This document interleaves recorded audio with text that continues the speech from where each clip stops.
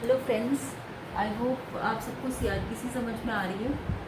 तो यहाँ पे मैं आपसे बताना चाहूँगी कि सीआरपीसी में अगर आपको कोई भी प्रॉब्लम हो रही है तो आप मेरे लेक्चर्स सीरीज़ में देखिए। फ्रॉम लेक्चर 1 टू अभी तक जो भी लेक्चर्स बने हैं उनको देखिए, और उससे पहले भी मैंने कुछ लेक्चर अपलोड करा है एनालिसिस ऑफ सीआरपीसी। तो अब वो सारे लेक्चर जब सीरीज़ में देखेंगे तो आपको एक एक कॉन्सेप्ट जो है वो समझ में आएगा, और आप बेयर एक्ट से भी रीड करते चलिए। और अगर आपके पास कोई टेक्स्ट बुक है तो उसको भी बीच बीच में आप रेफर कर सकते हैं टू कि आप ताकि आपको कोई डाउट्स हैं वो क्लियर हो जाए। ठीक है, तो आज हम कल जैसे हमने ऑट्रोफाइज एक्विट और ऑट्रोफाइज कन्विक्ट डिस्कस किया था, रूल ऑफ डबल जेओपार्डी। तो आज हम डिस्कस करेंगे अपील का क्या क्या प्रोविजन है।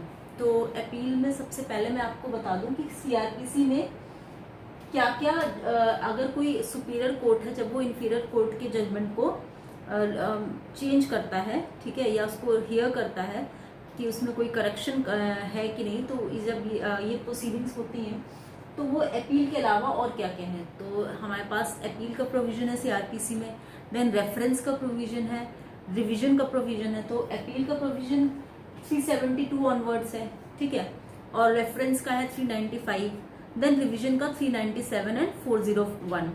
तो ये 395 इज रेफरेंस, देन रिवीजन का 397 एंड 401। उसके बाद में हम एक चीज जो इम्पोर्टेंट ये है सीआरपीसी में, और कई बार प्रिलिमिनरी से क्वेश्चन भी पूछ लिया जाता है कि सीआरपीसी में रिव्यू का कोई प्रोविजन नहीं है।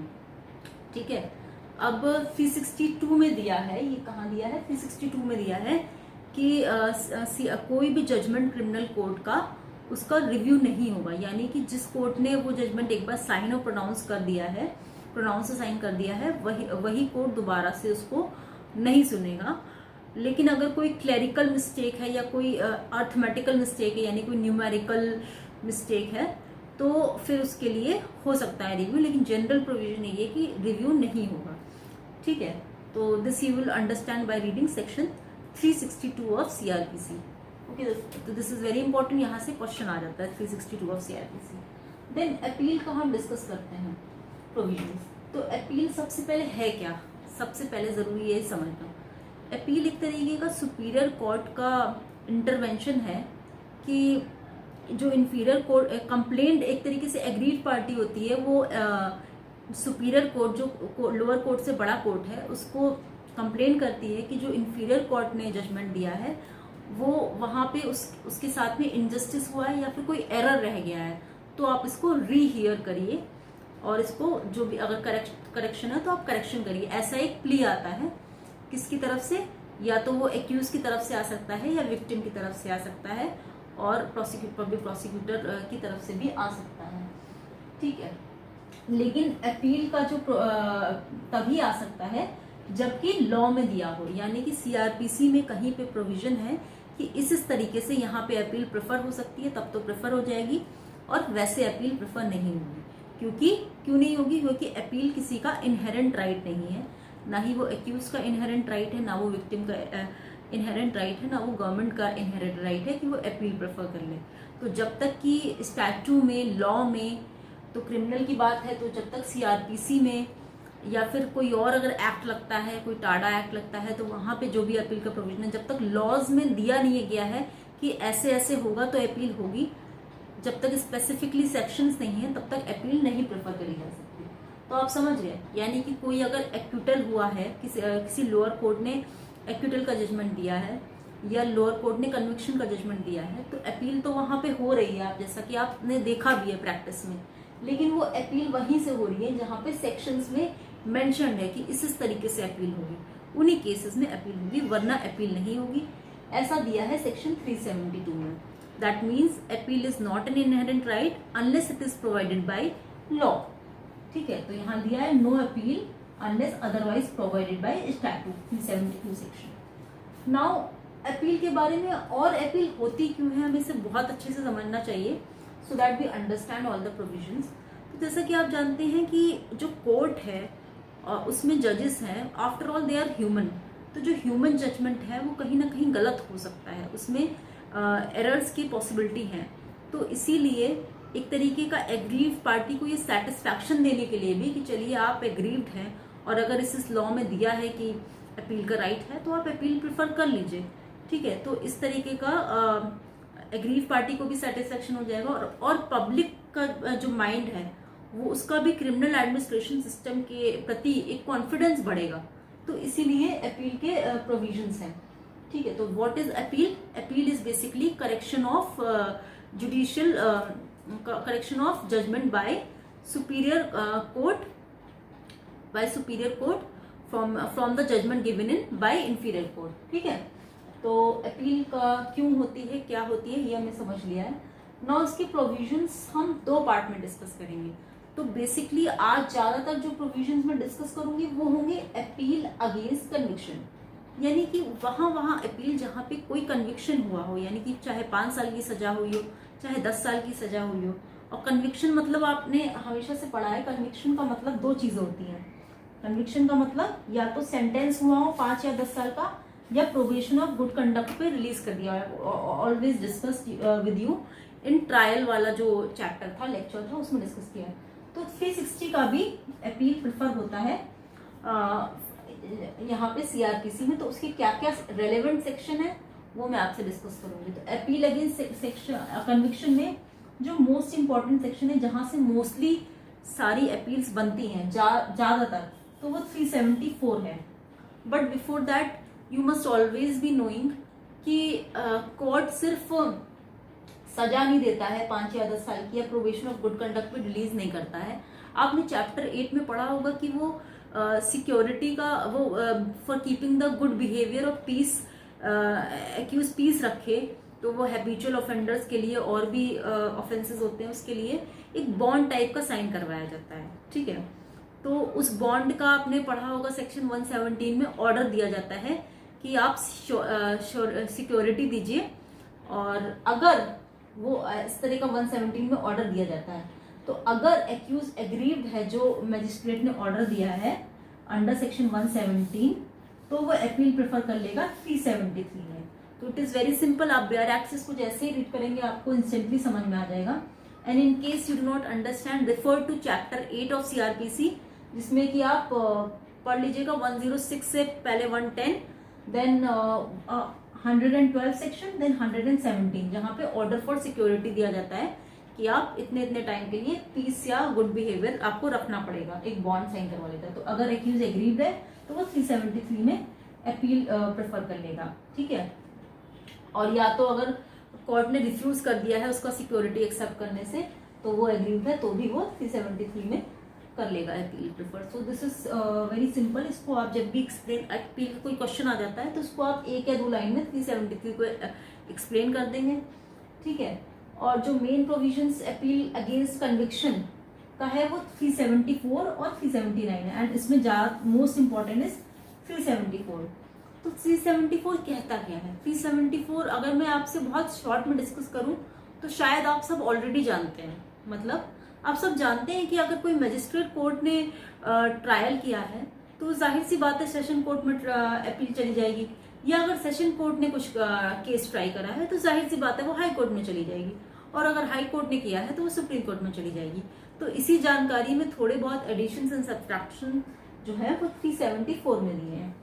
तो 374 में पहली चीज क्या दी है, पहले क्लॉज में दिया है कि अगर हाई कोर्ट ने अपने extra ordinary original criminal jurisdiction में, अब ये extra ordinary original criminal jurisdiction का मतलब ये है, आप जानते हैं हर हाई कोर्ट के पास में ये पावर नहीं होती कि वो डायरेक्टली केस को हियर करे apart from the writ jurisdiction under article 226 and 227। तो इसके अलावा ओरिजिनली कोई केस हियर करे उसकी हर हाई कोर्ट के पास पावर नहीं होती। तो वो पावर है दिल्ली हाई कोर्ट के पास में, बॉम्बे हाई कोर्ट के पास में, एंड दिल्ली का तो I am 100% sure Delhi high court has this power. तो वो अगर हाई कोर्ट ने कोई केस उसके सामने आया और उसने एक्स्ट्रा ऑर्डिनरी वर्ड क्यों यूज हुआ है, क्योंकि ये हर कोर्ट्स को नहीं है, तो इसलिए extra ordinary original criminal jurisdiction में अगर कोई जजमेंट पास हुआ है तो वो अपील चली जाएगी सुप्रीम कोर्ट को। तो ये ऐसा पहला क्लॉज में you will read this. Then अब हाई कोर्ट के पास किस किस तरीके से अपील आनी चाहिए, तो नेचुरली यू हैव अंडरस्टूड कि सेशन कोर्ट ने अगर कोई केस ट्रायल करा है तो हाई कोर्ट के पास में अपील आ जानी चाहिए।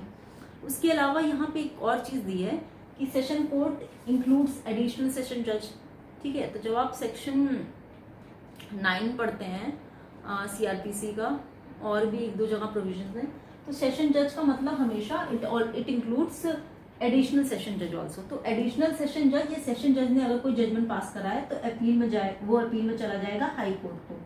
तो यहाँ पे एक और प्रोविजन, आप BR एक्ट जब रीड करेंगे तो वहां पे ये भी लिखा है, any other court which passes sentence of more than 7 years।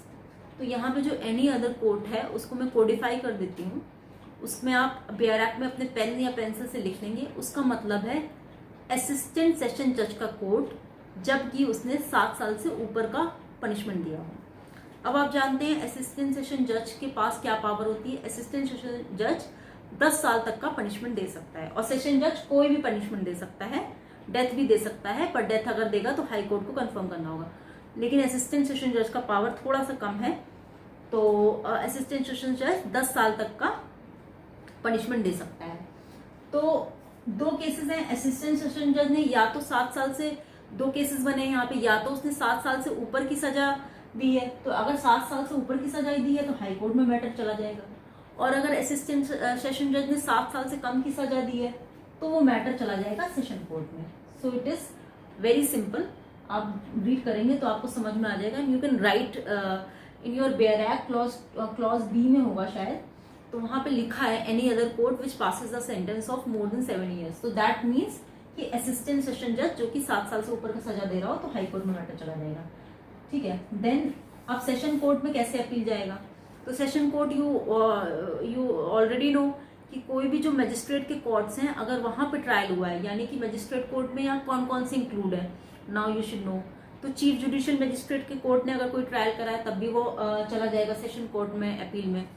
और अगर metropolitan magistrate we have already discuss before also कि कोई मेट्रोपॉलिटन अगर एरिया है, वहां पे क्या होता है, जुडिशियल मजिस्ट्रेट की बजाय मेट्रोपॉलिटन मजिस्ट्रेट रिक्रूट होते हैं, जो कि होते लोअर कोर्ट के ही जजेस हैं, लेकिन उनके पास थोड़े से और पावर्स होते हैं क्योंकि वो मेट्रोपॉलिटन एरिया में होते हैं, मतलब ऐसा एरिया जहां का 1 मिलियन से पॉपुलेशन एक्सीड होता है अकॉर्डिंग टू सेक्शन 8।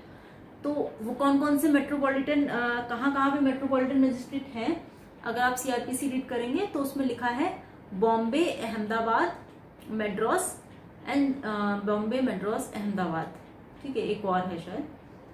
तो यहाँ पे प्रोविजन है कि मेट्रोपॉलिटन मजिस्ट्रेट होंगे। तो अगर मेट्रोपॉलिटन मजिस्ट्रेट ने भी कोई जजमेंट दिया है, ट्रायल किया है, तो उसका अपील जाएगा सेशन कोर्ट में। तो यहाँ पे मेट्रोपॉलिटन मजिस्ट्रेट ने कोई जजमेंट पास किया है, या CGM ने, चीफ जुडिशियल मजिस्ट्रेट ने करा, या JM फर्स्ट क्लास ने किया है, या JM सेकंड क्लास ने क्यों ना किया हो। और इस कैटेगरी में एक और लोग इंक्लूड हो गए, असिस्टेंट सेशन जज, I have discuss with you, अगर उसने 7 साल की कम की पनिशमेंट दी है, अगर असिस्टेंट सेशन जज ने 7 साल की कम की पनिशमेंट दी है तो उसका अपील हाई कोर्ट में नहीं जाएगा, उसका सेशन कोर्ट में जाएगा। और 7 साल से ऊपर की दी है तब कहाँ जाएगा, हाई कोर्ट में, ठीक है। So it is very very very simple. आप लॉजिकली भी समझेंगे और रीड भी करेंगे BR एक्ट से, यू विल अंडरस्टैंड। देन 374 में सब क्लॉज 4 दिया हुआ है, ठीक है। तो इसमें दिया है कि अगर कोई रेप केसेस हैं, यानी इसमें प्रोविजन इस तरह से डिस्कस होंगे शायद 376 A B C D E, you need not remember the clauses A B C D और ये, बस आपको इतना याद रहना चाहिए कि अगर रेप ऑफेंसेस हैं तो उसका अपील जो है वो 6 months में डिस्पोज ऑफ हो जाना चाहिए from the date of filing of appeal. तो ये कब से ऐड हुआ है, ये प्रोविजन जो क्लॉज 4 है ये ऐड हुआ है, refer to the footnotes in your BR act. ये क्रिमिनल लॉ अमेंडमेंट एक्ट 2018 से ऐड हुआ है, 21 अप्रैल 2018 से, ठीक है। नाउ 374 में और क्या बचता है, हाँ 374 में एक और प्रोविजन, जब हमने डिस्कस करा है कि सेशन कोर्ट में अपील किस किस तरीके से जाएगी, यानी कि अगर कोई मजिस्ट्रेट कोर्ट ने सजा नहीं दी है, सेंटेंस नहीं दिया है और वो 360 में प्रोसीड करा है, मतलब प्रोबेशन ऑफ गुड कंडक्ट पे रिलीज कर दिया है, तो भी अपील जाएगी सेशन कोर्ट में, ठीक है। It's very simple, you will read, you will understand, ठीक है। Now 379 section, it is again important, very important. तो यहाँ पे एक ऐसा केस एग्जाम्पल से आप समझिए, आपको समझ में आएगा। जैसे मान लीजिए सेशन कोर्ट ने एक ट्रायल किया और वहां पे उसने एक्यूज को एक्विटल दे दिया, ठीक है। अब हाई कोर्ट ने क्या किया, उसका ट्रायल अपील गई हाई कोर्ट ने, और हाई कोर्ट ने क्या करा, उस जजमेंट को रिवर्स करके उसको कन्विक्शन में बदल दिया और 10 साल से ऊपर की सजा दे दी, या डेथ और इम्प्रिजमेंट फॉर लाइफ दे दिया। तो अगर एक्विटल के जजमेंट को रिवर्स करके 10 ईयर्स से अबव पनिशमेंट या डेथ और इम्प्रिजमेंट फॉर लाइफ दे देते हैं, तो 379 में प्रोविजन है कि अपील सुप्रीम कोर्ट में जा सकती है। तो this is very important right given to accused, ठीक है। मतलब एक्यूज के पास में पहले एक्यूज पहले पूरी तरीके से रिहा हो जाता है, फिर मान लीजिए अगर सपोज मान लीजिए उसको डेथ का हो जाता है या इम्प्रिजमेंट फॉर लाइफ हो जाता है, जो भी 10 साल से ऊपर हो जाता है, तो उसके पास राइट है कि वो सुप्रीम कोर्ट अप्रोच कर ले अंडर सेक्शन 379, ठीक है। नाउ हमने अपील अगेंस्ट कन्विक्शन के प्रोविजन डिस्कस कर लिए हैं और ये भी पढ़ लिया है कि appeal is not an inherent right under section 372, ठीक है। तो 372 में इसका प्रोविजो भी है एक और, वो मैंने डिस्कस नहीं करा so that you may not confuse, लेकिन फिर भी मैं शॉर्ट में डिस्कस कर लेती हूँ अभी, फिर कल मैं इसको इलेबोरेटली डिस्कस कर लूँगी। तो इसमें यह है कि यहाँ पे विक्टिम को अपील का राइट दिया गया है। तो ये राइट 2009 से ऐड हुआ है, पहले विक्टिम के पास में अपील का राइट नहीं था अगर वो एग्रीव्ड है कि एक्विटल हो गया है, तो ये एक्विटल का प्रोविजन है, इसीलिए मैं इसको कल डिस्कस करना चाह रही हूँ। तो यम 372 का प्रोविजन जो है, इसको जब हम अपील अगेंस्ट एक्विटल करेंगे तो हम इसको अच्छे से डिस्कस कर लेंगे। तो आप बस अभी के लिए इतना याद रखिए कि विक्टिम को जो दिया गया है राइट कि वो अप्रोच करे कोर्ट को, तो वो दिया है 2009 में ऐड हुआ है और वो 372 के प्रोविजन से डिस्कस हुआ है। तो अभी हमने कर लिया है अपील अगेंस्ट कन्विक्शन। नाउ हम इसके कुछ एक्सेप्शंस देख लेते हैं कि अभी आपको 374 जब आपने रीड करा होगा तो आपको ऐसा लग रहा होगा हर जगह पे अपील प्रेफर हो जाएगी। कन्विक्शन हुआ, 5 साल की सजा हो गई, मतलब सेशन कोर्ट ने डिसाइड करा तो हाई कोर्ट में चले जाओ, बट ऐसा नहीं है। यहाँ पे कुछ एक्सेप्शन दिए हैं कि जहाँ पे भले ही कन्विक्शन हुआ हो लेकिन कोई अपील नहीं होगी। तो ये एक्सेप्शन है अगर एक्यूज ने गिल्टी प्लीड करा हो, अंडर सेक्शन 375 में है, अगर एक्यूज ने गिल्टी प्लीड करा हो। So we have always discussed during trial portion कि जब भी चाहे सेशन कोर्ट का ट्रायल हो रहा हो, चाहे वारंट केसेस का ट्रायल हो रहा हो या समन्स केस का ट्रायल हो रहा हो, तो एक्यूज जो है वो गिल्टी प्लीड करता है। जब चार्ज बनता है तो एक्यूज से पूछा जाता है, do you plead guilty to the charge, मतलब जो चार्ज में एक्यूजेशंस आपके खिलाफ हैं तो क्या आप मान रहे हैं कि आपने वो ऑफेंस कमिट करा है। तो अगर एक्यूज यस कह देता है और उस पर जजमेंट बनता है तो इस केस में कोई अपील नहीं होगी, ठीक है। तो इस केस में अपील नहीं होगी। लेकिन अगर कोई सेंटेंस की बात है, मान लिया एक्यूज ने गिल्टी प्लीड कर लिया और तब भी उसको ज्यादा कोई सजा मिल गई है, तो अगर एक्सटेंट ऑफ सेंटेंस की बात है, यानी एक्यूज कह रहा है कि मैं अपील इसलिए प्रेफर कर रहा हूँ क्योंकि यहाँ पे मुझे 5 साल की सजा दी गई है और मेरा कहना है कि मुझे 3 साल की सजा देनी चाहिए, तब अपील हो जाएगी, भले ही उसने गिल्टी प्लीड करा हो चार्ज पे, ठीक है। यानी भले ही एक्यूज ने गिल्टी प्लीड करा हो, अगर वो एक्सटेंट ऑफ सेंटेंस की बात है या लीगैलिटी ऑफ सेंटेंस की बात है, एक्यूज अगर ये प्लीड कर देता है अपने अपील के मेमोरेंडम जो बनता है कि ये गलत है, ये सेंटेंस लीगली नहीं है, इट इज इलीगल, तब अपील हो जाएगी। तो ये एक्सेप्शन में आता है। जनरल रूल यही है कि अगर एक्यूज ने चार्ज पे गिल्टी प्लीड करा है तो कोई अपील नहीं होगी। Then 376 is again very important. तो 376 कहता है जो छोटे मोटे केसेस हैं, पेटी केसेस हैं, उस पे अपील अगेंस्ट कन्विक्शन नहीं होगा। यानी कि वो छोटे मोटे केसेस क्या हैं, तो आप जानते हैं बहुत सारे ऑफेंसेस ऐसे हैं जो कम सीरियस नेचर के होते हैं, लेकिन यहाँ पे कौन सा ऑफेंस पेटी है, ये इसका प्रोविजन ऑलरेडी बेयर एक्ट में डिस्कस्ड है। तो यहाँ पे कितना सेंटेंस कौन सा कोर्ट अवॉर्ड करता है या कितना फाइन वो इम्पोज करता है, उसके हिसाब से डिसाइड होगा कि वो केस पेटी है कि नहीं in matters of appeal against conviction. तो यहाँ पे अगर कोई पेटी केस है तो अपील अगेंस्ट कन्विक्शन नहीं होगा। तो हाई कोर्ट के हिसाब से पेटी केसेस कौन सा है, अगर कोई ऐसा केस है जहां पे हाई कोर्ट ने 6 मंथ्स का अगर हाई कोर्ट ने इम्प्रिजमेंट दिया है तो वो पेटी केस में आ गया, या उसने 1000 का फाइन इम्पोज करा है। तो हाई कोर्ट ने अगर 6 मंथ्स का इम्प्रिजमेंट दिया है और 1000 का फाइन इम्पोज करा है तो वो पेटी केसेस में आ गया। Then we are talking about session जज की बात। अगर सेशन कोर्ट या मेट्रोपॉलिटन मजिस्ट्रेट ने 3 मंथ्स का इम्प्रिजमेंट दिया है और 200 रुपीज का फाइन इम्पोज करा है तो भी उसको पेटी केस मान लिया जाएगा। Then judicial magistrate first class क्योंकि और छोटा कोर्ट है तो उसका फाइन रिड्यूस होके 200 का 50% हो गया, दैट इज 100 रुपीज। ठीक है, तो आप देख रहे हैं कि फाइन्स कम होते जा रहे हैं। फिर summary trial, as you know summary trial कौन कौन कंडक्ट कर सकता है, तो चीफ जुडिशियल मजिस्ट्रेट कर सकता है, मेट्रोपॉलिटन मजिस्ट्रेट कर सकता है ना। तो मेट्रोपॉलिटन मजिस्ट्रेट आप ऑलरेडी देख रहे हैं कि 200 रुपये फाइन होता है, तो इसीलिए समरी ट्रायल में 100 की बजाय 200 रखा गया है फाइन। और क्योंकि जुडिशियल मजिस्ट्रेट कोर्ट और छोटा कोर्ट है तो 100 रुपीज फाइन। तो आप देख रहे हैं फाइन का लर्न करना बहुत डिफिकल्ट नहीं होगा। हाई कोर्ट का आपको याद ही रहेगा 1000, फिर सेशन जज और इसका समरी ट्रायल, क्योंकि यहाँ मेट्रोपॉलिटन मजिस्ट्रेट इधर भी होता है, मेट्रोपॉलिटन मजिस्ट्रेट इधर भी होता है, तो 200 रुपये फाइन और 200 का 50% कर दीजिए तो जुडिशियल मजिस्ट्रेट का 100 रुपीज फाइन। तो ये प्रिलिमिनरी में बहुत ज़्यादा पूछा जाता है, इसीलिए इतना पोर्शन आप याद कर लेंगे इसको कि पेटी केसेस 376 में कौन कौन से होते हैं जहाँ पे अपील अगेंस्ट कन्विक्शन नहीं प्रेफर किया जा सकता है। ठीक है, अब इसके कुछ एक्सेप्शंस में दिया है आगे, जब आप बेयर एक्ट में रीड करते हैं 376 में, तो उसमें दिया है कि अगर कभी कभी क्या होता है जैसे सेंटेंस कोर्ट अवॉर्ड करता है, या अगर उसमें कोई प्रीवियस कन्विक्शन है तो वो 6 महीने की तो सजा दे गई और उसकी वजह से हो सकता है वो 6 महीने की और दे दे, तो वहां उसको पेटी केस नहीं माना जाएगा। ठीक है, लेकिन या सेशन जज की बात है 3 मंथ की दे रहा है और कोई प्रीवियस कन्विक्शन या कुछ और चार्ज बन रहा है, कोई दूसरा ऑफेंस है उसी से रिलेटेड, तो 3 महीने की उसी में और सजा दे दे, तो यहाँ पे पेटी केस नहीं माना जाएगा, यानी यहाँ पे वो अपील प्रेफर कर सकता है। बट इसमें फिर से एक्सेप्शन दे दिया है कि अगर 6 महीने की सजा हाई कोर्ट दे रहा है और उसने 1000 का तो फाइन इम्पोज कर रहा है और उसने कुछ ऐसा फाइन इम्पोज कर दिया है जो कि इम्प्रिजमेंट और कुछ ऐसा इम्प्रिजमेंट इम्पोज कर दिया है, मालूम पड़ा 3 मंथ्स और इम्प्रिजमेंट इम्पोज कर दिया है जो कि इन डिफॉल्ट ऑफ फाइन है।